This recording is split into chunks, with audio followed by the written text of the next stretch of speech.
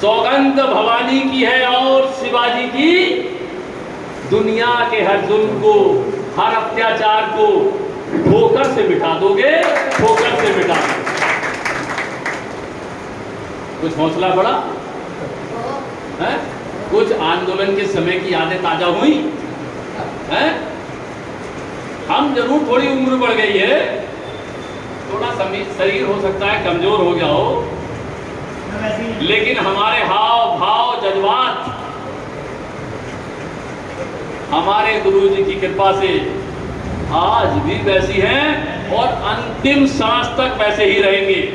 और जब तक मैं जीवित रहूंगा ना किसी को चैन से सोने दूंगा, ना किसी को चैन से रहने नहीं दूंगा, जब तक आंदोलनकारियों की मांग नहीं, उनके अधिकार उनको मिल नहीं जाएंगे, उनको दे नहीं दिए जाएंगे।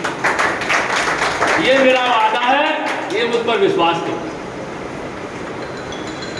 तो मैं बस इतना ही कहना चाहता हूं कि मेरे परिवारजन, आप सब मेरे परिवार के हिस्सा हैं, कि मेरे परिवारजनों और खास करके वो जिन्होंने उत्तराखंड राज्य निर्माण आंदोलन में अपना सर्वस्व दांव पर रखा।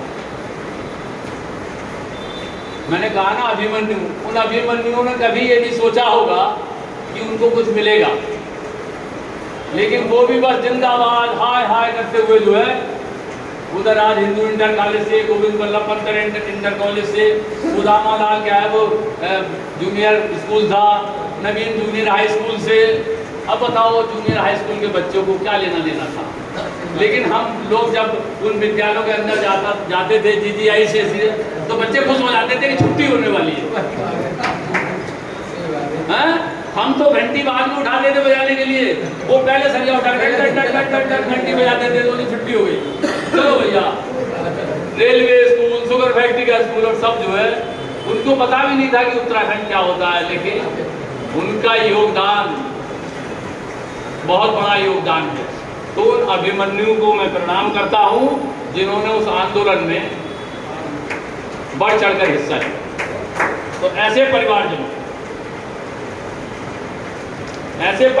को मैं अपना कोटि कोटि प्रणाम करता हूं। और एक बहुत छोटी सी बात कहता हूं, हमारे भी सपने हैं, भाई संदीप जी के भी सपने हैं, अमित जी के भी सपने हैं, भाई सूर्य प्रताप जी के सपने भी हैं, मयंक जी के भी सपने हैं, हमारे छोटे भाई महेंद्र खुराना जी के भी सपने हैं। एक महेंद्र जी और बैठे हैं यहाँ पर, नाराज हो जाएंगे अगर इनका नाम नहीं लिया गया। महेंद्र जी के सपने हैं, राम सिंह जी के सपने हैं, सुशील विक्की जी के सपने हैं। ऐसे हमारे बहुत से साथी हैं, जयपाल सिंह अहरिया जी बैठे हैं, इन्होंने भी हमारे साथ बहुत मेहनत की है। इनके त्याग को भी हम नहीं भूलेंगे। सुबह ही आ जाते थे 5-6 बजे और रात को कभी कभी 11 बजे जाते थे हमारे यहाँ। भाई नितिन जी हैं, भाई सुशील शर्मा जी हैं, तो ऐसे हमारे भाई सुभाष जी, ऐसे बहुत से लोग हैं जिन्होंने उस आंदोलन में हमारा अप्रत्यक्ष रूप में बहुत सहयोग किया। हम इनके सभी ऋणी रहेंगे। और काशीपुर के 3-4 ऐसे चिकित्सक हैं जिनका मैं आजीवन ऋणी रहूंगा कि जब चोट लगती थी, मेरे सर पैर में सरिया घुस गया था, तो भाई साहब छोटे मोटे जो कई वैसे डॉक्टर थे वो तो मना कर देते थे, लेकिन डॉक्टर एसपी गुप्ता जी का मैं जीवन पर्यंत ऋणी रहूंगा। मेरे गुरुजी जब एक्सपायर हुए, मैं ऐसे लोगों का, कल उनका जन्मदिन था, मैं उनको कोटि कोटि जन्मदिन की शुभकामनाएं इसी मन से भी देना चाहता हूं। तो जब मेरे गुरुजी एक्सपायर हुए तो काशीपुर के 3 डॉक्टर थे, मैं बहुत रो रहा था, आज भी मेरे आंसू निकलते। वो तीनों डॉक्टर मेरे पास आए, उनका नाम नहीं लूंगा तो आज ये बेइंसाफी हो जाएगी, बेईमानी हो जाएगी, मेरी आत्मा अंदर से मुझे धिक्कारेगी। डॉक्टर साहब गुप्ता जी, डॉक्टर साहब रवि सिंगल जी, डॉक्टर DK अग्रवाल जी, तो उन्होंने मेरे कंधे में हाथ रखा। क्यों रो रहा है तुम्हें, क्यों परेशान हो रहा है? बाबूजी कहे हैं ना, जब तक हम जिंदा हैं तुझे परेशान होने की जरूरत है। ऐसे लोगों का ऋण कैसे चुकता होगा? ऐसे लोगों का, और उन्होंने आंदोलनकारियों की बहुत मदद की उस समय। किसी आंदोलनकारी के चोट लगती थी, कोई बीमार होता था, फ्री में इलाज। और डॉक्टर गोयल साहब जो हमारा फ्री में एक्सरे भी करते थे, अल्ट्रासाउंड भी करते थे, हम उनकी भी डॉक्टर BM गोयल हैं, तो उनके उपकार को हम कभी नहीं भूल सकते। तो इसलिए क्योंकि आज जो हम यहाँ बोल रहे हैं, हम सही सलामत खड़े बोल रहे हैं, इस जीवन में, इस जीवन को जीवन बनाने में उनका भी योगदान है। नहीं आज हम यहाँ खड़े होकर नहीं बोल रहे। तो ये मुझे आज मेरा सौभाग्य है कि मुझे ये सब धन्यवाद बोलने का मौका मिला। और मैंने एक बात कही थी कि भाई सूर्य प्रताप जी भी चाहते होंगे, भाई मयंक जी भी चाहते होंगे, भाई संदीप जी भी चाहते होंगे, अमित जी भी चाहते होंगे, भाई विद्यार्थी जी, आसाराम जी सब चाहते होंगे। ये मेरे सपने के साथ साथ इनका भी सपना है। और भूपेंद्र भाई ने भी हमारी बड़ी सेवा, घर आके इंजेक्शन ठोका करते थे, बोले भाई साहब नींद नहीं आ रही, दर्द हो रहा है, कोई बात नहीं, अब अच्छी तरीके से नींद आएगी। हाँ ये रात को 2 बजे 3 बजे जब चीख निकली पुलिस की लाठियों की दर्द की, आए आगे इंजेक्शन लग। तो ऐसे लोगों का, मुझसे पहले ऐसे लोगों को सम्मान मिलना चाहिए। तो ये हम सबका सपना है कि हमारा जो ये उत्तराखंड है, भाई संदीप जी कोई गलती हो जाए तो आपको ये वो है विशेषाधिकार, आप टोक सकते। जब से ये उत्तराखंड बना है, हम सबका ये सपना है कि हमारा उत्तराखंड भ्रष्टाचार मुक्त उत्तराखंड हो, हमारा उत्तराखंड रोजगार युक्त उत्तराखंड हो। ये हम सबका सपना है। ये सरकारों का तो है, लेकिन हम सबका भी ये सपना है और ये होना भी चाहिए। और एक सपना और है, आजकल काले शीशे बंद करके बहुत लोग चलने लगे हैं, अहम हो गया है, उनके अंदर अहंकार आ गया है कि हम ये हैं। तो मैं चाहता हूं कि हमारा उत्तराखंड जो है वो शिष्टाचार युक्त उत्तराखंड भी हो।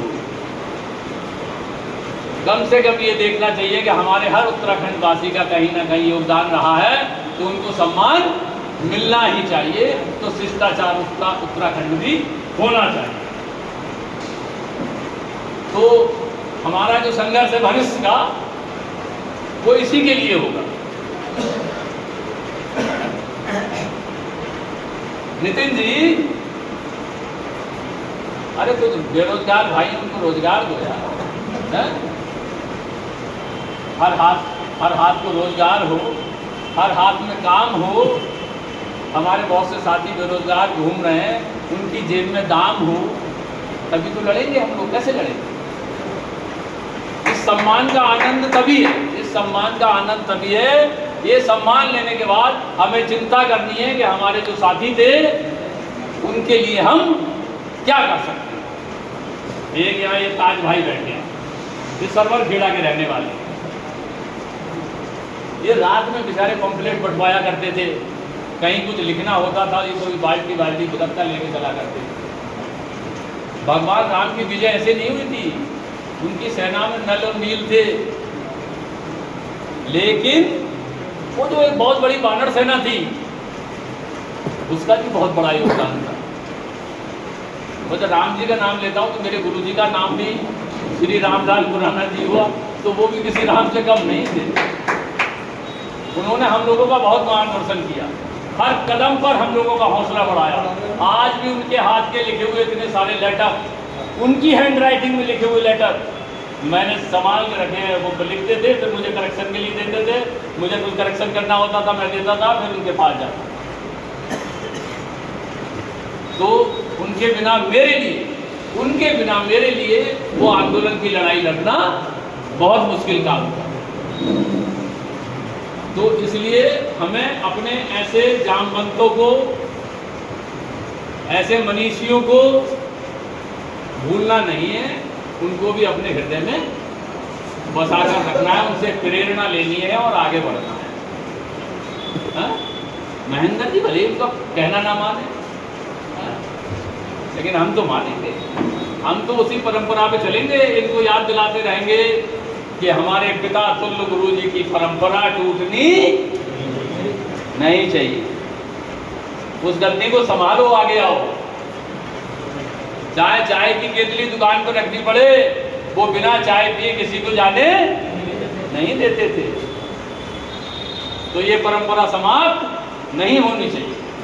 अब ये उम्मीद तुम्ही से, आज तुम्हें ये आश्वासन देके जाना पड़ेगा यहाँ से कि इस परंपरा को तुम बनाए रखोगे। तो और ज्यादा लंबी बात नहीं करेंगे, और आगे का कार्यक्रम बढ़ाएंगे। मेरे से अगर कहीं त्रुटि हो गई हो, मेरे शब्दों से किसी का मन आहत हुआ हो, तो निश्चित ही मैं हाथ जोड़ के उनसे करवत प्रार्थना करते हुए क्षमा चाहता हूँ। मेरा मकसद किसी के मन को आहत करना नहीं था। लेकिन यार एक बात और कहूँगा, बस 1 मिनट का समय है, सुन लेंगे सब? सुन लेंगे या नहीं? हाँ संदीप जी, आप सुने? बिल्कुल सर, संदीप जी से ही जुड़ी हुई है। बड़ी खतरनाक बात है, संदीप जी से जुड़ी हुई है। सुना दूं? सब सहमत हो सुनने के लिए? सुनो। मेरे छोटे भाई संदीप जी के जो पिताजी अब हमारे बीच में नहीं है, परम आदरणीय श्री रमेश सहगल जी, एक महफिल में हम बैठे हुए थे, बहुत सारे लोग। उस महफिल में मैं भी था, बड़े बड़े दिग्गज बैठे थे, सब अपना एंजॉय कर रहे थे। मेरा उन्होंने हाथ पकड़ लिया। मैंने कहा भाई साहब, बोले ना कुछ तो तुझे खाना पड़ेगा आज। मैंने कहा भाई साहब, मैं तो बड़ों भाइयों को देख के खाते खुश हो रहा हूँ, मैं सेवा के लिए बैठा हूँ, आपकी सेवा कर रहा हूँ। बोले ना, ये बात होगी कम से कम सन 96, 95 के। उन्होंने वो 100 का नोट अपनी जेब से निकाला। मैं बहुत मना किया और जबरदस्ती मेरे हाथ में पकड़ा दिया, मेरी जेब में रख दिया। आप विश्वास करेंगे संदीप जी, वो 100 का नोट आज भी मेरी डायरी में यथावत रखा है।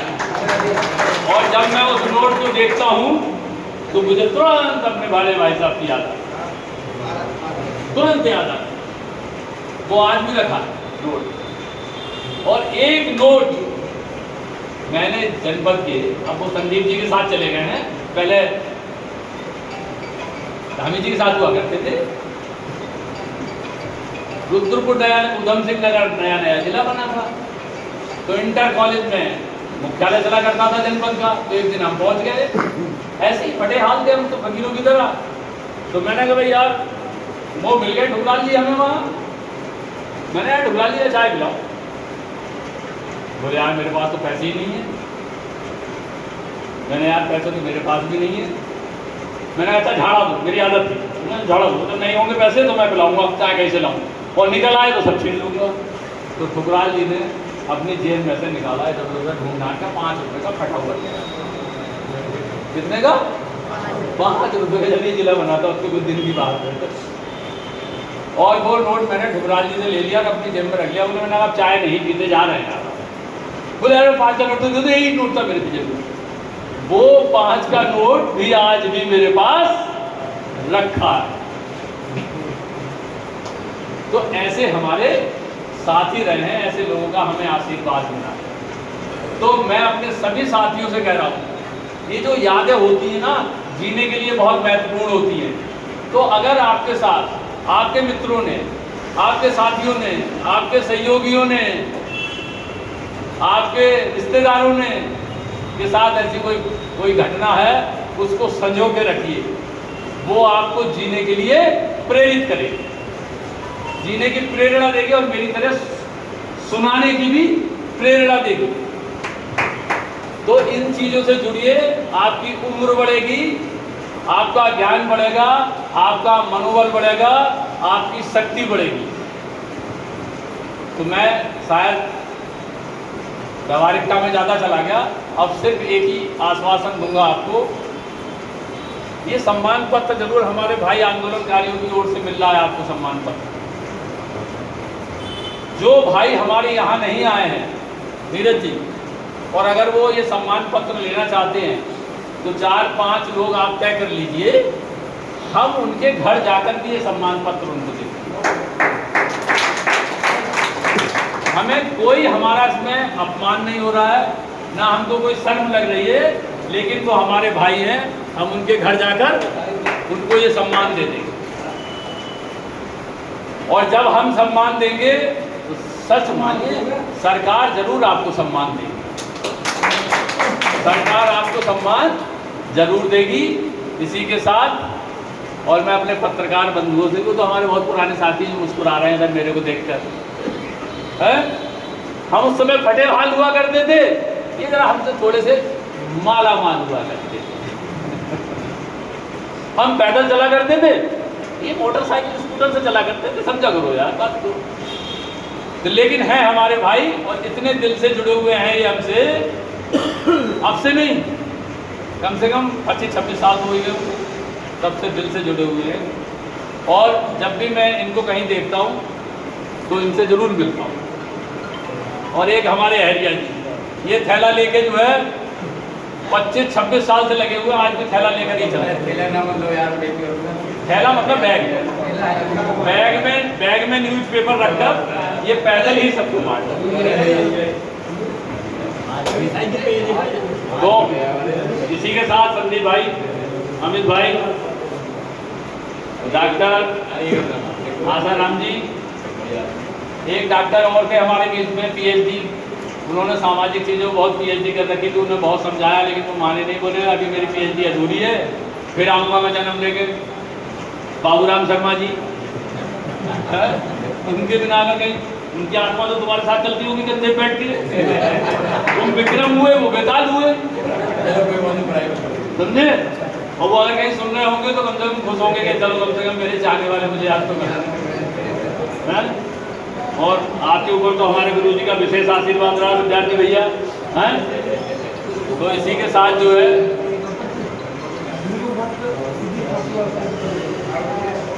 मैंने कहा ना, जो भाई हमारे बीच में नहीं है, नहीं आ पाए हैं, हम उनके परिवारों में जाते हैं। धीरू भट्ट जी भी थे हमारे भाई, उन्होंने आत्मदाह का प्रयास किया था, लेकिन अब वो हमारे बीच में नहीं है। ऐसा नहीं है अमित जी हमें उनकी याद नहीं आती है, याद हमें सबकी आती है। शायद जितने लोगों का डाटा आपके पास नहीं होगा, उतने लोगों का डाटा और उनके हिस्से का आटा भी मेरे पास में, समझ रहे हैं ना? तो कभी अगर मौका देंगे तो भंडारा कराएंगे उनके नाम से, हैं? तुम तैयार तो हो? तो इसी के साथ जो है मैं अपने शब्दों को ना ना ना ना, जो लोग मंच से ये कहते हैं कि मैं अपने शब्दों को विराम देता हूँ, गलत कहते हैं। मैं अपने शब्दों को, अपने वाणी को, अपने वक्तव्य को स्थगित करता हूँ। ये पूर्ण विराम नहीं है, स्थगित कर रहा हूँ। इसके बाद अभी मैं अपने भाइयों से बात कर रहा हूँ, लेकिन बात होगी उसके बाद में तो फिर सिर्फ एक आंदोलनकारी बोलेगा और सब सुनेंगे। मैं आज दिल्ली गया था, कुछ लोगों से अपने मन का रोना रो के आया वहाँ। ऐसा नहीं है, इसलिए मुझे थोड़ी देर हो गई और मैं देरी से आया, उसके लिए मैं हाथ जोड़ के सभी से क्षमा भी चाहता हूँ। और जहाँ जहाँ मुझे ये जिस मंच पर ये आवाज़ उठाने का मौका मिलेगा, मैं इस आवाज़ को उठाने से नहीं चूकूं, किसी कीमत पर नहीं चूकूं। चाहे फिर उस महफिल से मुझे विभीषण की तरह लात मार के निकाल दिया जाए, मैं वो लात खाने के लिए भी तैयार। लेकिन राम की जो सेना है उसको तो सम्मान मिलना ही चाहिए। इसी के साथ मैं अपनी वाणी को स्थगित करता हूँ। जय हिंद, जय उत्तराखंड, भारत माता की जय, भारत माता की जय, भारत माता की जय। वंदे वंदे वंदे। अभी तो लिए लड़ाई है, आगे और लड़ाई है, अभी तो लिए लड़ाई है, आगे और लड़ाई है। हर जोर जुल्म की टक्कर पर संघर्ष हमारा नारा है, हर जोर जुल्म की टक्कर पर संघर्ष हमारा नारा है। याचना नहीं अब रण होगा, डर छुपाना नहीं पड़ता, याचना नहीं अब रण होगा, संघर्ष हमारा कोई कुर्सी नहीं मांग रहे हैं, हम कोई दौलत नहीं मांग रहे हैं, वो चीज़ मांग रहे हैं। अरे बड़े बड़े राजा महाराजाओं के दरबार में जब फकीर जाया करते थे, कोई संत आ जाता था, वो भी सिंहासन से उठ के उसको सम्मान दे दिया करते थे। तो हम तो कुछ भी नहीं मांग रहे, याचक हैं, इसके अलावा कुछ नहीं मांग रहे, खाली सम्मान मांग रहे। और आप अगर हमें सम्मान भी नहीं दे पाओगे तो दुर्वासा ऋषि बनने में भी हमें कोई परेशानी नहीं। तो सम्मान तो हमारे साथियों को मिलना ही चाहिए। ठीक है राम भरोसे जी, अब आप ही के भरोसे हैं हम, राम भरोसे। जय हिंद, जय उत्तराखंड।